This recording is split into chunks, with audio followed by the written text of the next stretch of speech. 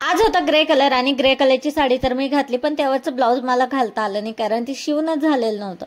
इथे व्हाईट कलरचं घातलं आणि ते सुद्धा खूप छान वाटत होतं. आता मुलांचा डबा वगैरे करून दिला, त्यानंतर जो काही गोंधळ होतो ना किचन कट्यावरती, तो थोडासा आवरून घेत असते. मग उरलेलं स्वयंपाकाला मी लागत असते आणि मग ना आपलं काम सोपं होतं अशाने. इथे तूर डाळ पहिले लावून घेतलेली आणि डाळ शिजेपर्यंत चपात्या करून घेतलेल्या.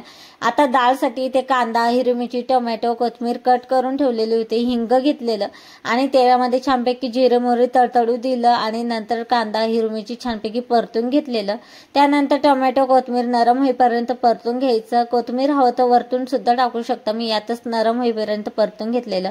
बेसिक मसाले ऍड केले आणि नंतर शिजलेली डाळ टाकली, थोडंसं पाणी टाकलं, एक उकळी दिलेली. आणि आज जेवणामध्ये होतं वरण भात, चपाती, बटाट्याची चटणी जी की मी मुलांच्या टिफिनला दिलेली होती आणि पापड. आता इथे ना मस्तपैकी जेवण करून घेतलं आणि आज दिवसभर पाऊस चालू होता त्यामुळे कोणालाच दांडिया सुद्धा खेळायला मिळाला नाही.